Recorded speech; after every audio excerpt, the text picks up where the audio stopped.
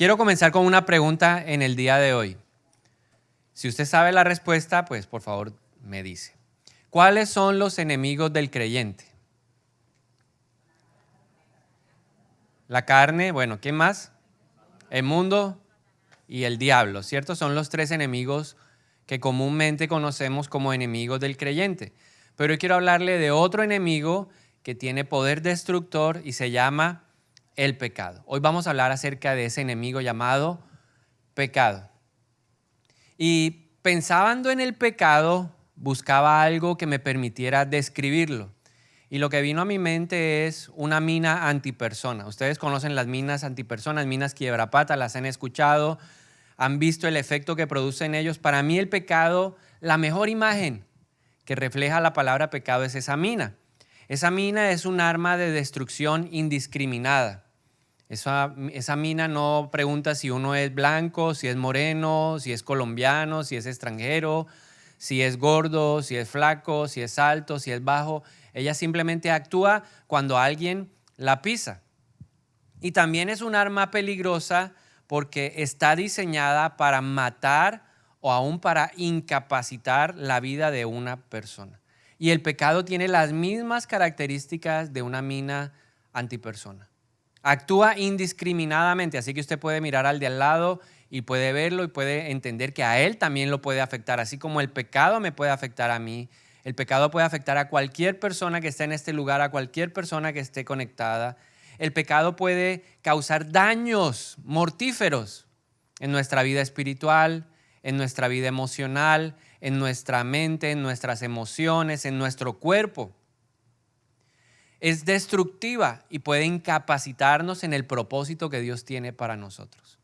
El enemigo entiende esta herramienta, el enemigo conoce esta arma y por eso en nuestro diario andar prepara caminos que están llenos de minas. Y por eso he titulado esta enseñanza hoy, Peligro, Campo Minado. ¿Cómo se llama nuestra enseñanza hoy?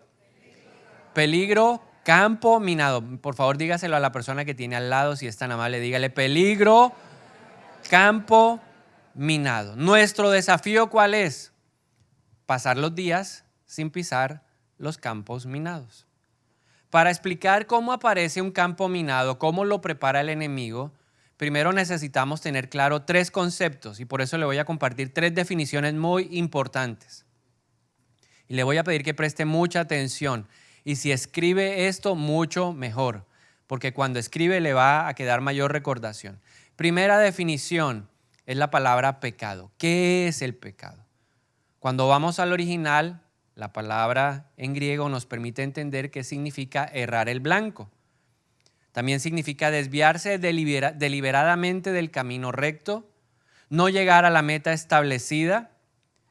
Pero a mí particularmente me gusta la siguiente definición. Significa torcer, pervertir el camino recto, haciendo algo que parece positivo o beneficioso en el corto plazo, pero que traerá consecuencias negativas en el largo plazo. Lo voy a volver a repetir porque es la que más me encanta. Significa pervertir o torcer el camino correcto, haciendo algo que parece bueno, beneficioso, positivo en el corto plazo, pero que en realidad trae consecuencias negativas en el largo plazo.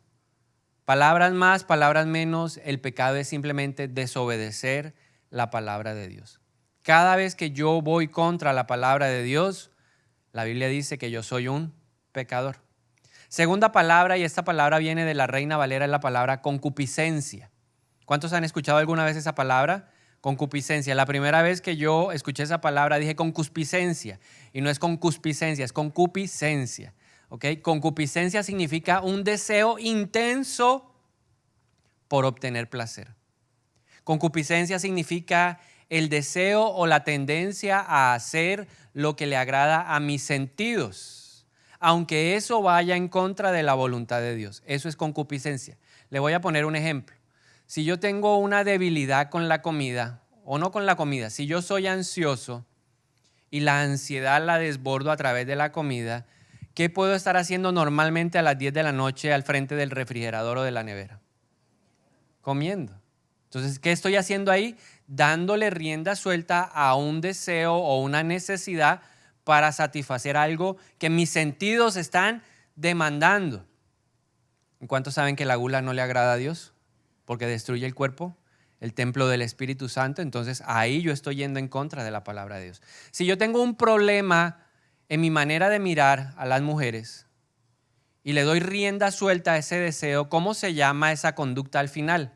Se llama lascivia o se llama lujuria. Por eso Job dice en la palabra, dijo, yo me voy a proponer no mirar con codicia sexual a la mujer joven. Cuando yo le doy rienda suelta a ese deseo y miro más de la cuenta. O si tengo un problema con la imprudencia y hablo más de la cuenta y nadie me puede contar nada porque inmediatamente lo replico, pues ahí cuando yo le doy rienda suelta, ¿cuántos han sentido ese deseo de querer contar algo que uno sabe que le dicen que no debe contar?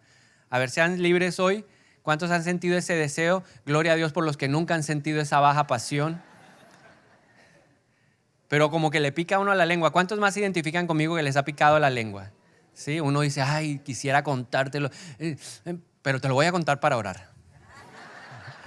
Usted le dio rienda suelta a la ¿qué? A la concupiscencia, al deseo por obtener placer de contar las cosas que no son de uno. Y la tercera palabra es la palabra tentador. El tentador es alguien que tienta, que induce a algo. La Biblia nos dice claramente quién es el tentador. ¿Quién me puede decir quién es el tentador? Satanás. Y él tienta o induce a hacer cosas que van en contra de la palabra de Dios. Con esas tres definiciones, ahora sí veamos cómo es ese proceso, cómo el enemigo crea campos minados en nuestro camino y cómo terminamos nosotros pisando minas en ese campo. Entonces dice la palabra de Dios en Santiago 1, 12 al 15 lo siguiente. Dice, Dios bendice a los que soportan con paciencia las pruebas y las tentaciones, porque después de superarlas recibirán la corona de vida que Dios ha prometido a quienes lo aman. Cuando sean tentados, acuérdense de no decir, Dios me está tentando.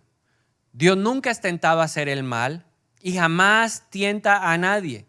La tentación viene de nuestros propios deseos o de la concupiscencia, los cuales nos seducen y nos arrastran.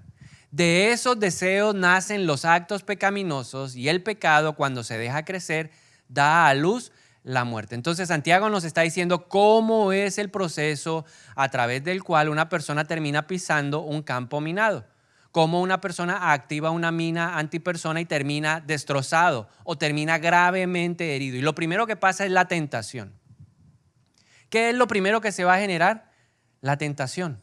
Ahora debemos entender algo y hay que tenerlo muy presente. Todos los que estamos aquí, todos los que están conectados, vamos a ser tentados. ¿Por qué le digo eso? Porque Jesús fue tentado. Porque la Biblia dice que Jesús fue llevado por el Espíritu al desierto para ser probado, para ser tentado. Todos vamos a enfrentar la tentación. Ahora tenemos una tranquilidad y hay una promesa para nuestra vida. Y la Biblia dice que Jesús está abogando, intercediendo por nosotros todo el tiempo para que nosotros no caigamos en esa tentación. Pero es una realidad. Todos vamos a ser tentados. Tengo un problema con la plata, voy a ser tentado en el tema de la plata.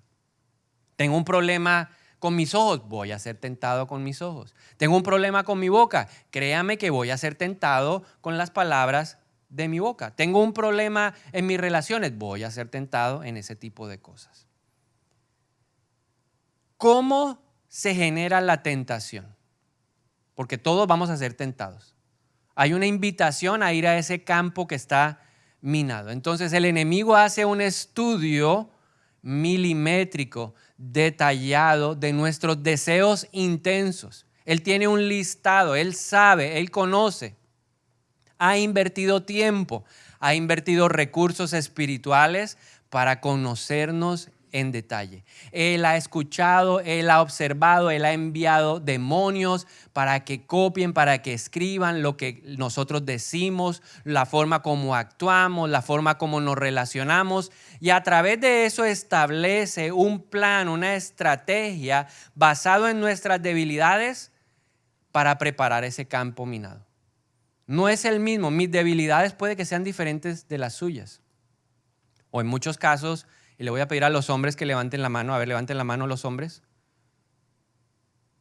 Me preocupa a algunos. Voy a volverlo a preguntar, de pronto fue que no me escuchó. Por favor, los hombres, los caballeros. Oh, no, yo no entender español. Entonces, men, los mens, levanten la mano. Stamp your hand up. Ok, thank you. Ok, los hombres. Yo sí me atrevo a decir que todos los hombres tenemos algo en común y es la debilidad sexual. Tenemos esa batalla. ¿Sí o no? ¿Sí? Ah, las mujeres también. Entonces, las mujeres levanten la mano también.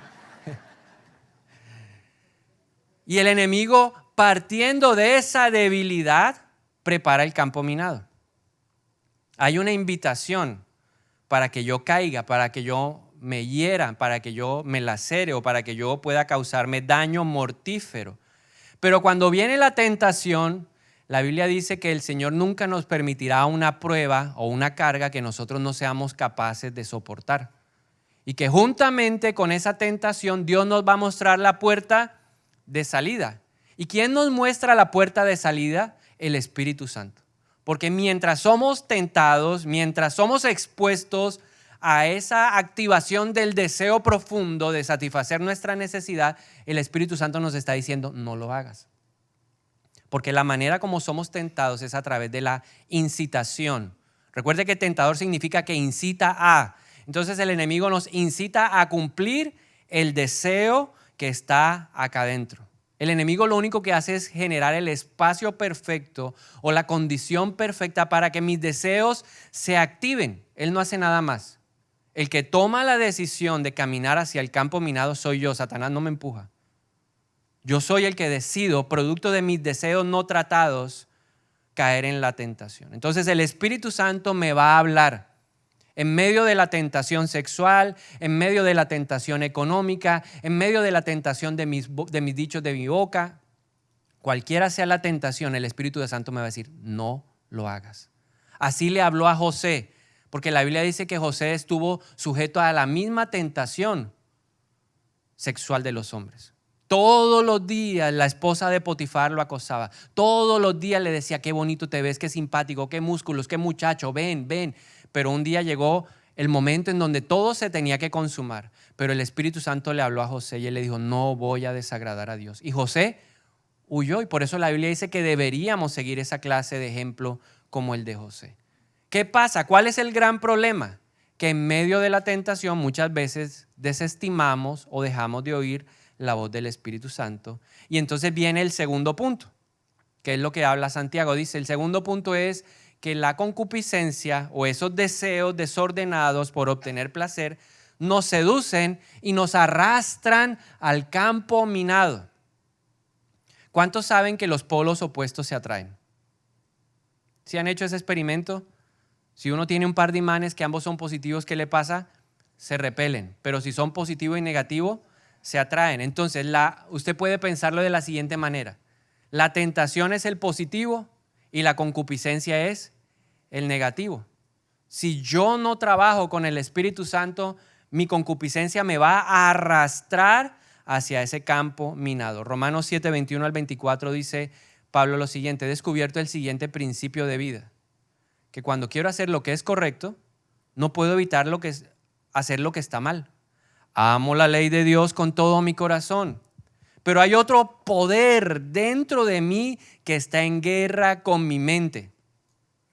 Ese poder me esclaviza al pecado que todavía está dentro de mí. Soy un pobre desgraciado.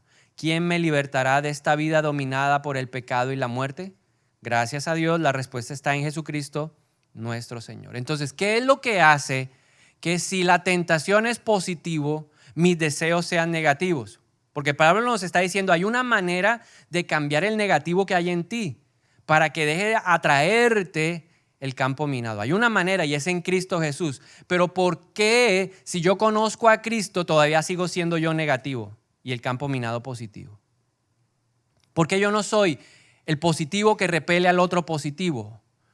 ¿Qué pasa? Dos razones por las cuales mi concupiscencia me seduce y me arrastra al campo minado. La primera razón es porque hay deseos oscuros no tratados con Dios.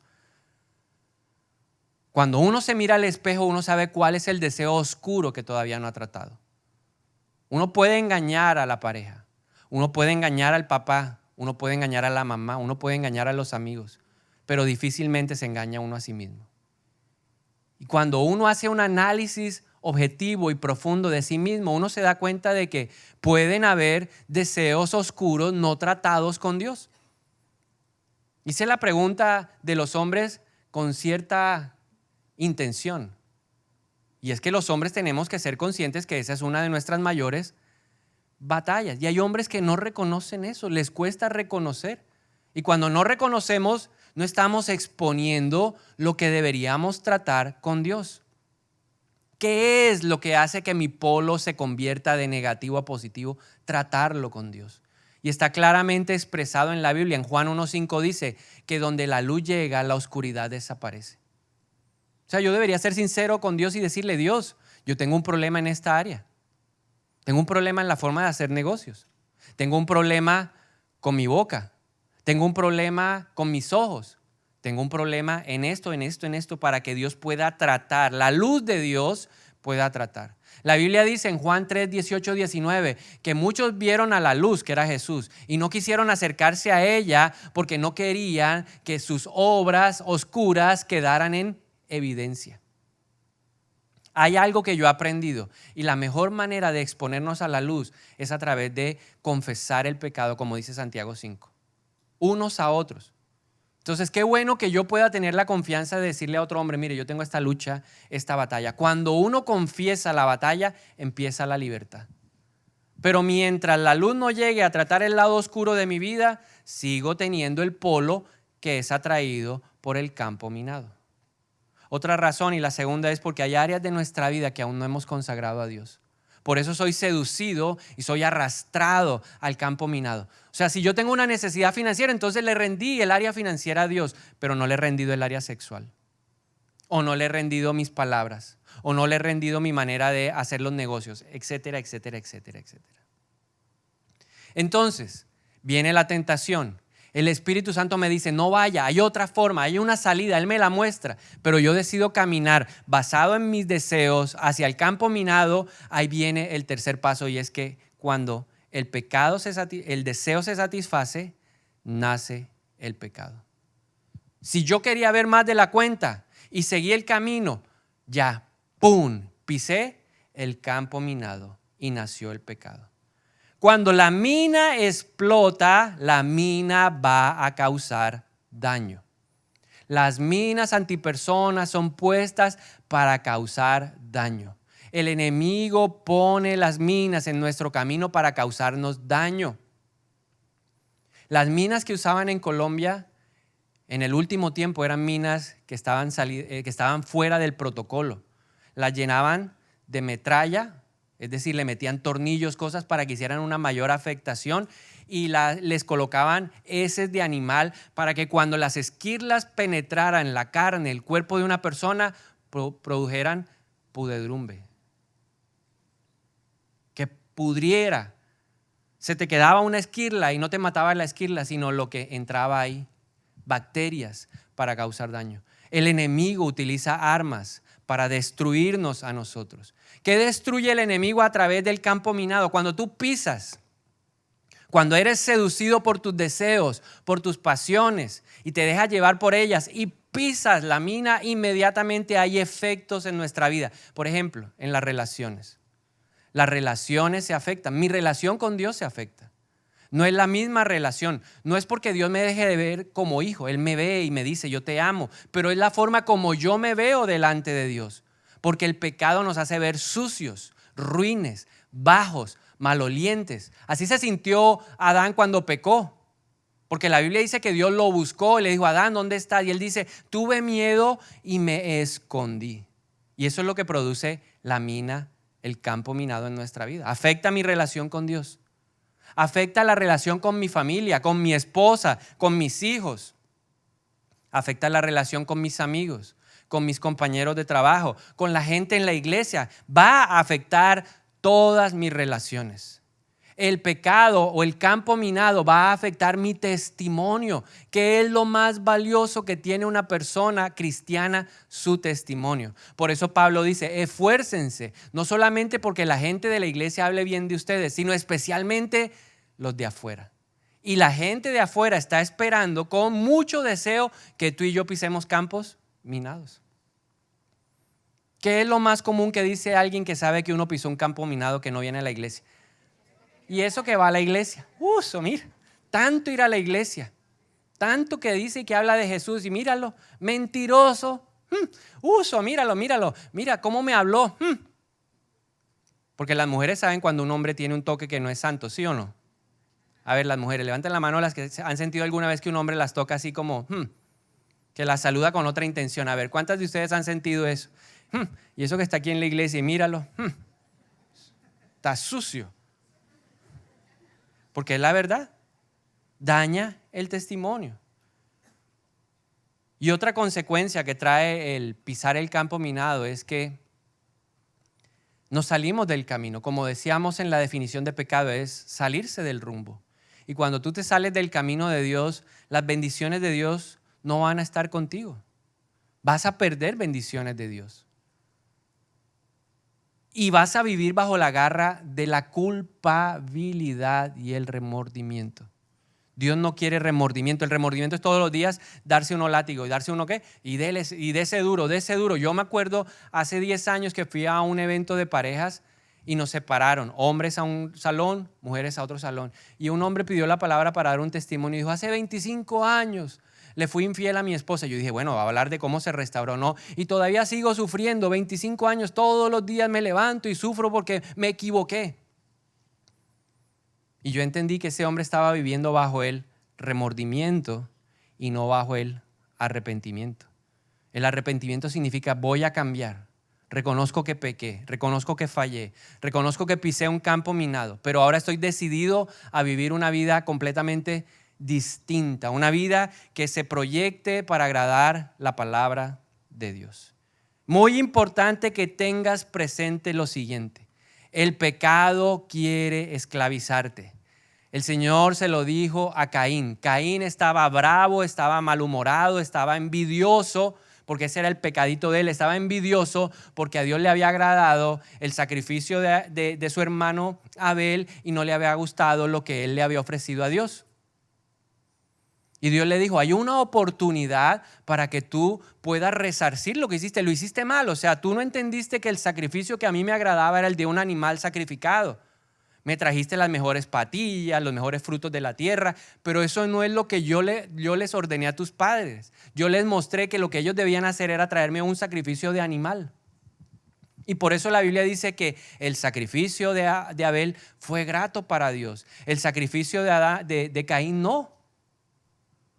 Pero Dios le dijo, te veo decaído, te veo como malhumorado. Así como a veces le habla a uno a la esposa, te veo decaído, malhumorado. Él tenía la oportunidad y Dios le dijo, ojo, que el pecado está a la puerta y te está llamando. Y el pecado tiene un objetivo, dominarte. Diga conmigo, dominarme. El pecado quiere dominarme. Romanos 6:16 dice, ¿no se dan cuenta de que uno se convierte en esclavo de todo lo que decide obedecer? Uno puede ser esclavo del pecado, lo cual lleva a la muerte, o puede decidir obedecer a Dios, lo cual lleva a una vida recta. Lo único que le puedo decir hoy, por experiencia propia y por experiencia que he visto en la vida de otras personas, que no hay peor amo que el pecado. Es un amo horrible, produce destrucción, daña nuestra relación con Dios, nos impide vivir una vida fructífera con Cristo. Entonces no acepte el dominio y la esclavitud del pecado en su vida. Él tiene un objetivo y Satanás sabe que es un arma poderosa, pero yo también debo entender que Cristo ya derrotó al pecado en la cruz del Calvario. ¿Qué tipos de minas encontramos en un campo minado? Porque así como existen diferentes tipos de mina antipersona, también en nuestros campos minados hay diferentes tipos de minas, que a veces nosotros pensamos o subestimamos el daño y ¡pum!, las pisamos. Y después de pisarlas nos vemos ¿qué?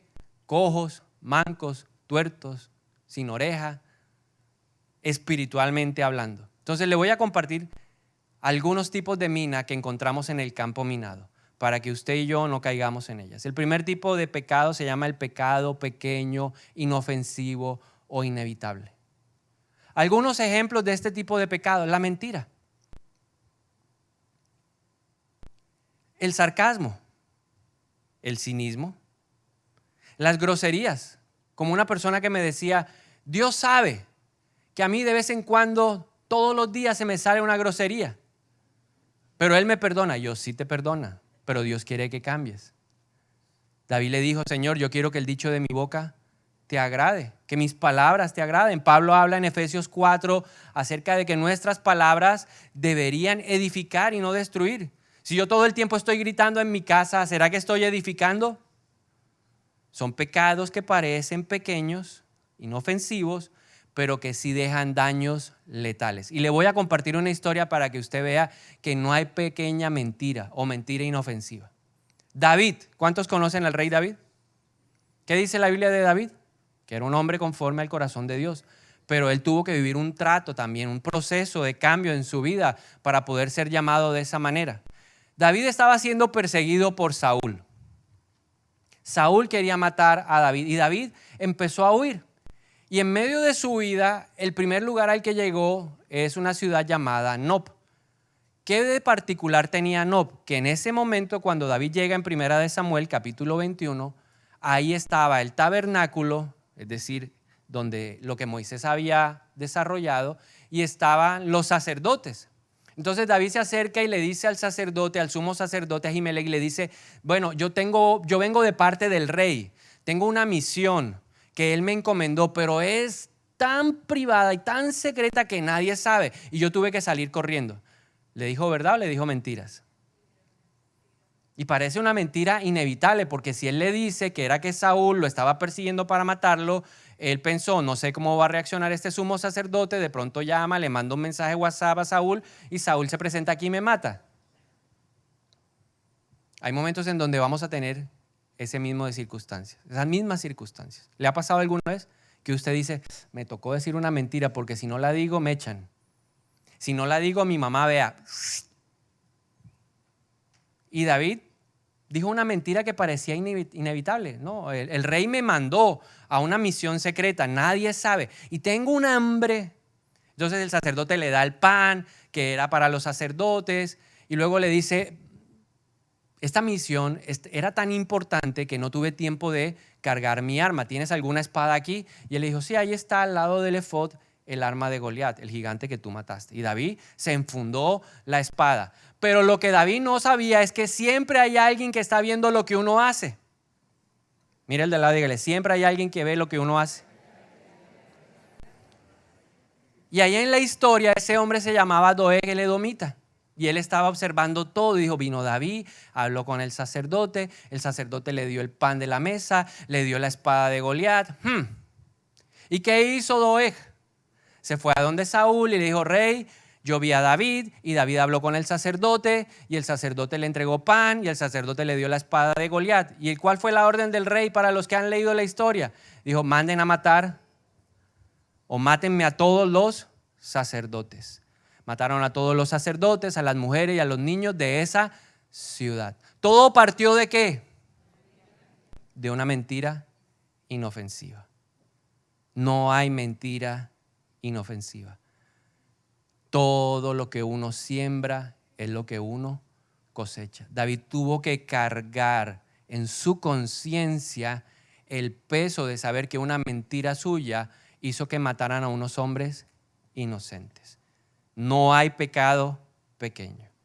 Segundo tipo de pecado, las intenciones pecaminosas. Jesús habló de ellas en Mateo 5:28. Dijo, cuando un hombre mire a una mujer que no es su esposa y la desee en su corazón, llámenlo adúltero. O sea que no se necesita materializar las cosas para que Dios lo vea a uno como pecador. Por eso hay que trabajar tanto, caballero y damas que peleamos con esto. Hay que trabajar con la codicia sexual, porque cuando yo paso a un nivel de imaginar, de desear, Dios dice en su palabra que es pecado. Tercer tipo de pecado, los pecados escondidos. Los que yo ejecuto y digo, nadie me ve, nadie se está dando cuenta, nadie sabe que yo veo pornografía, nadie sabe que yo recibo plata por debajo de la mesa en el negocio, nadie sabe que yo doy plata, nadie sabe que, y resulta que Dios sí sabe que. David y Betsabé. David pensó que nadie sabía, pero Dios sabía. Se acostó con una mujer que era casada. Embarazó a una mujer que era casada. Luego trató de que el esposo de la mujer tuviera una relación sexual con ella para que ella le dijera, ahora es tuyo. Pero el hombre le salió leal. ¿Y qué hizo David? Escribió una carta solamente dirigida al general de su ejército. Y le dijo, nadie más la puede leer tú. Nadie más la debe leer. Porque él pensaba que eso iba a quedar ahí, el secreto iba a quedar ahí. Pero a Dios, ¿quién lo engaña? Yo quiero que alguien me diga, ¿quién puede engañar a Dios? ¿Quién puede engañar al que está mirando siempre sobre la faz de la tierra? ¿Quién puede engañar? Uno puede engañar al papá. Mi papá no sabe que yo me estoy robando la plata de los semestres. Sí, yo lo he visto. Y el papá convencido que ya llegó a 10º semestre y el pelado no, ni empezó. Pero ¿quién engaña a Dios? ¿Quién engaña a Dios? Nadie engaña al Señor. Y David fue confrontado por el profeta.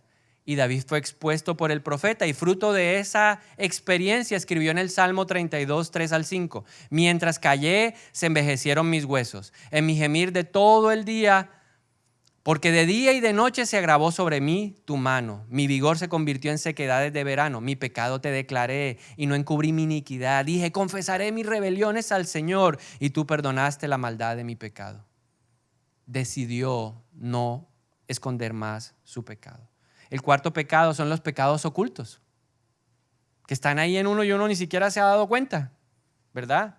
Puede ser la pereza o puede ser la transigencia, que es pasar por encima de los principios de uno para agradar a la gente. O puede ser el temor, o puede ser la envidia, o pueden ser el orgullo, los celos.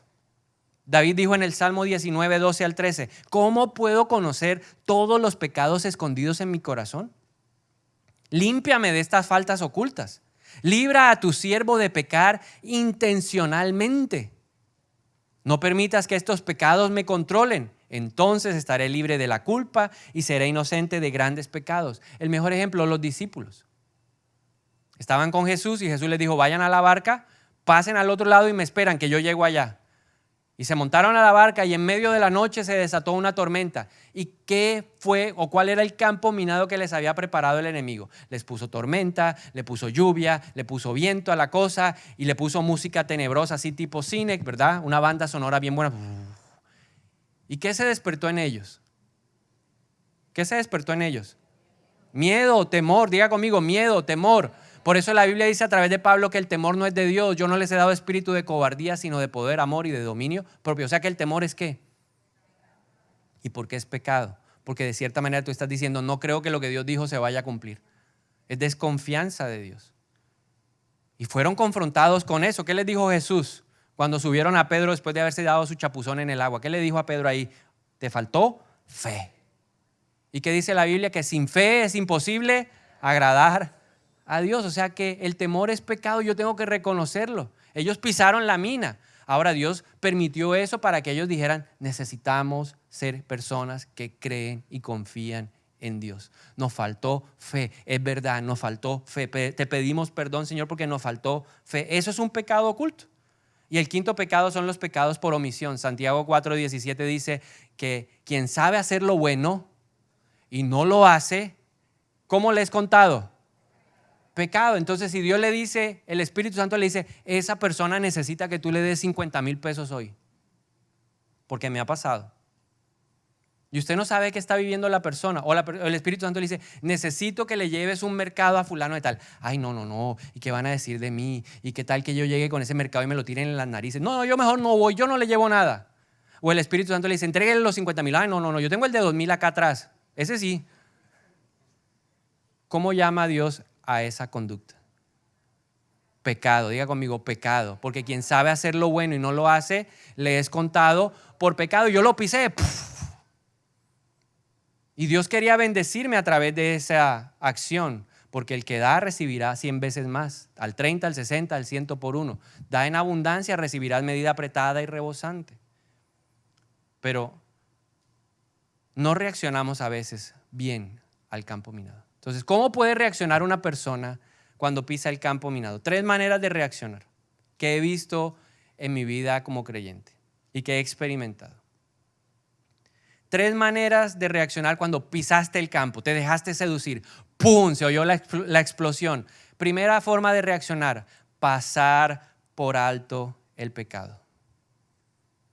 La gente lo ve a uno desangrándose, la gente vio que perdió la pierna, la gente lo ve tuerto, la gente lo ve mocho, la gente le ve que ya no tiene oreja. Todo el mundo ve el efecto del pecado, pero usted está nítido. ¿Cuál es el efecto? Y la gente dice, ¿cómo está? No, todo bien. Lo está viendo uno desangrarse por el pecado porque pisó el campo minado, pero él está como bien. Anemia, 7. Camina de vaina, pero él está como bien.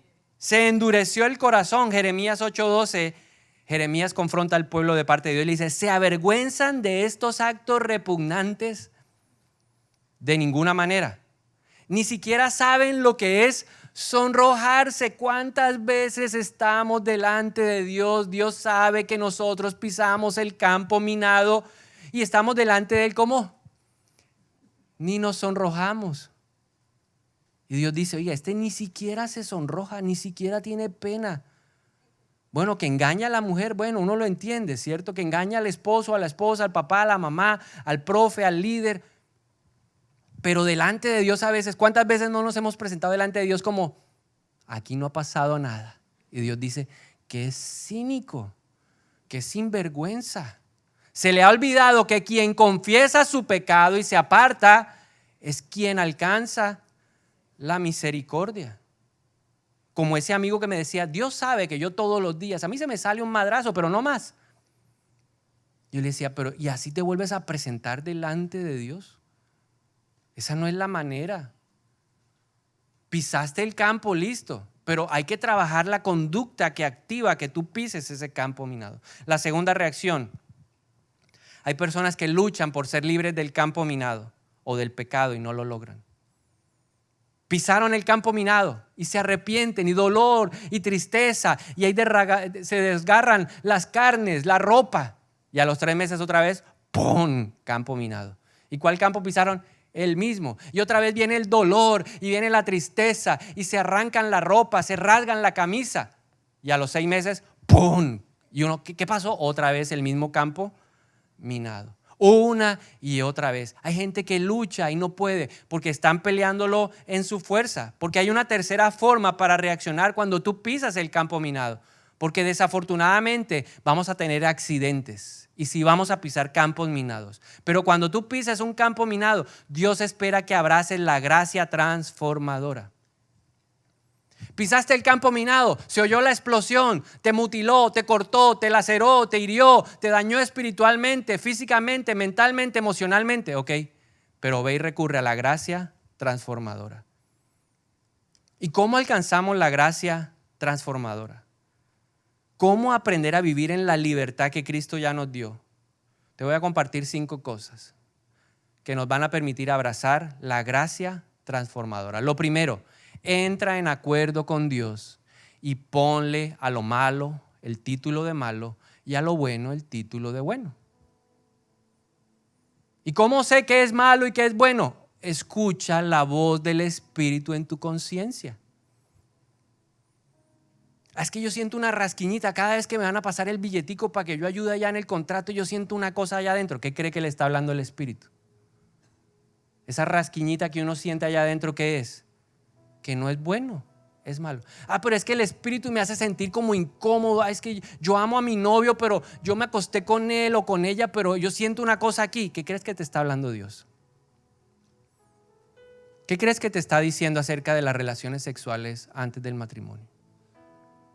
Que no son para tu bien. Que hay una etapa en donde un pacto matrimonial va a proteger esa relación. Y entonces yo voy a decir, sí, Dios. Yo era experto en evadir las lanzas del Señor. Eso no es para mí. Torero. Pero entré en el acuerdo con Dios y empecé a llamar lo malo en mi vida malo, conforme a su palabra, y ahí empecé a experimentar la gracia transformadora. Lo segundo es que cuando pises una mina, necesitas el poder de Dios. Hay que reconocer que no nos vamos a levantar solos. El único que puede reconstruir una pierna herida de una mina es Dios. El único que te va a devolver el ojo que perdiste en la mina es Dios. El único que va a restaurar tu vida espiritual o tu vida emocional o tus relaciones es Dios, nadie más. Entonces yo necesito reconocer el poder de Dios. Lo tercero es que necesitamos recordar que el amor de Dios permanece. O sea, yo reconozco el poder, pero ahora recuerdo el amor de Dios y sé que Dios me ama tanto que envió a su Hijo a morir por mí, por mis pecados. Lo cuarto, usa la gracia. Y para mí la gracia es esa paloma que tiene dos alas. En un ala está el perdón. Y está bien, dejémonos abrazar por el ala del perdón. Porque la Biblia dice que si yo confieso mi pecado, Dios es fiel y justo para perdonarme y limpiarme. Entonces, abracémonos, dejémonos abrazar por la gracia. Entonces, dígale al Señor, abrázame con tu gracia. Y deje que esa ala izquierda lo abrace. Pero no se quede solo con el ala izquierda. Yo le decía a esa persona, pero si tú sabiendo que las groserías no le gustan a Dios, no le agradan a Dios porque expresan algo de lo que hay en nuestro corazón, porque la Biblia dice que de la abundancia del corazón habla la boca. ¿Por qué no le pides a Dios que te ayude a cambiar tu manera de hablar? Ya lo hizo conmigo. Yo decía 11 groserías de 10 palabras. Me sobraban las groserías. Porque aprendí que hay otra ala y se llama el ala del poder de Dios. Me perdona, pero yo le digo, pásame a la otra ala y dame poder para cambiar. Poder para cambiar. Poder para no ver como quisiera ver, sino como tú quieres que yo las vea. Porque la Biblia dice que yo debería tratar a todas las mujeres como si fueran mis hermanas. Enséñame a tratarlas como si fueran mis hermanas, a hablarles como si fueran mis hermanas, a verlas como si fueran mis hermanas. Enséñame, Espíritu de Dios, enséñame. Y estoy abrazado por la gracia transformadora. Y finalmente, en quinto lugar, pídale al Espíritu de Dios que le revele campos minados que el enemigo haya preparado para usted. Pídale. ¿Qué campo minado hoy hay? ¿Dónde puedo salir herido? ¿Cómo puedo salir lastimado? Enséñame el camino. Y termino con este versículo en donde Pablo dice en 1 Corintios 10:13, las tentaciones que enfrentan en su vida no son distintas de las que otros atraviesan. O sea que tus tentaciones son las mismas ¿de quién? Las mías. Así que mira al de al lado y dígale, enfrentamos lo mismo. Sí, yo le digo a los caballeros siempre, enfrentamos lo mismo, hermano. El hombre que está solo, que lleva 10 años solo, yo le digo, oiga, ¿y cómo está esta área? Porque si la Biblia dice que yo no debería apartarme mucho de mi esposa para que el diablo no entre, ¿cómo estás con el diablo? Que 10 años y no decide qué hacer de su vida, porque la Biblia dice que no es bueno que el hombre esté solo. No, pastor, yo estoy volando en esa área. Yo, uy, Dios mío, Señor, dame esa unción, Padre. No le creo. ¿Por qué? Porque vivimos las mismas tentaciones. Pero luego Pablo dice, y Dios es fiel. No permitirá que la tentación sea mayor de lo que pueden soportar. Cuando sean tentados, Él les mostrará una salida para que puedan resistir. Amén. Y yo le invito a que si usted está enfrentando tentaciones y si usted quiere hoy recibir la gracia transformadora, se ponga de pie un momento y me acompañe a orar. Padre, gracias por esta mañana. Gracias porque hoy nos dices que abres tus alas para que nosotros nos cobijemos bajo ellas. Gracias por esa ala de perdón, Señor. Gracias porque hoy nos dices, todo el que necesite perdón, que corra bajo mis alas. Y hoy te damos gracias, Señor, porque no hay pecado que no puedas perdonar. Porque tu palabra dice en Isaías 17:18 que aunque fuere rojo como el carmesí, aunque fuere rojo como la sangre, tú lo dejas blanco como la nieve, blanco como el hisopo. Porque tu palabra dice en 1 de Juan 1:9 que si yo confieso mi pecado, tú eres fiel. Señor, hoy venimos delante de ti a confesar esos pequeños pecados que nosotros mismos dijimos, eso es pequeñito. Pero hoy vemos que el pecado tiene consecuencias gigantescas. Te pedimos perdón hoy por las intenciones pecaminosas. Job lo reconoció delante de ti y te dijo: Señor, yo voy a proponerme algo, no mirar más con codicia sexual a la mujer joven. Hoy reconocemos delante de ti, si hay pecados escondidos, Señor, hoy los exponemos a la luz y renunciamos a seguir viviendo en tinieblas. Te pedimos perdón hoy, Señor, aún por los pecados ocultos. Y decimos lo mismo que dijo David: líbranos de esas faltas ocultas. Guárdanos de pecar intencionalmente, Señor. Te pedimos perdón hoy por la mentira, por la envidia, por la cizaña, por el orgullo. Te pedimos perdón por el temor, por la pereza, por la transigencia, por el sarcasmo, por el cinismo. Te pedimos perdón hoy en el nombre de Jesús. Y también te pedimos perdón por todo lo que debimos haber hecho que era bueno y no lo hicimos, Señor.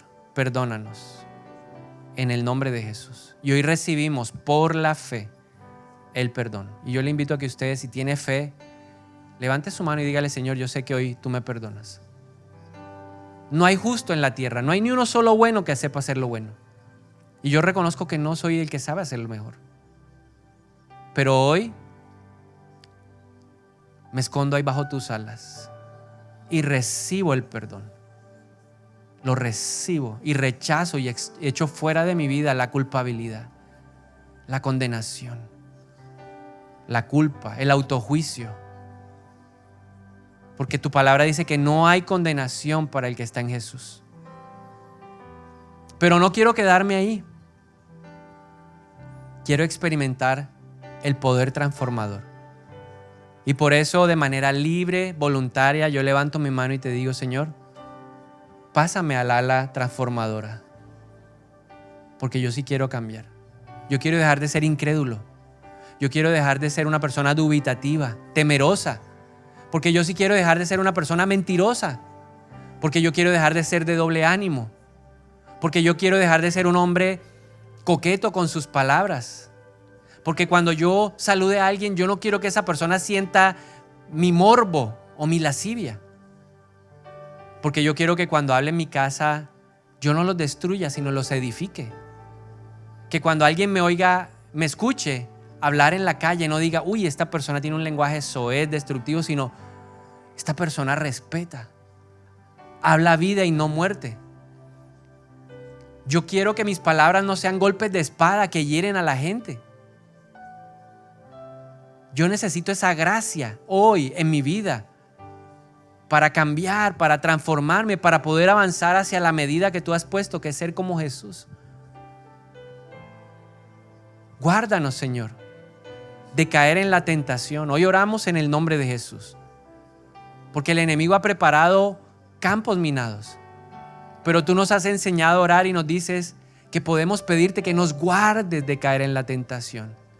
Líbrame de todo mal en el nombre de Jesús. Gracias, Señor. Hoy nos abrazamos bajo esa ala transformadora.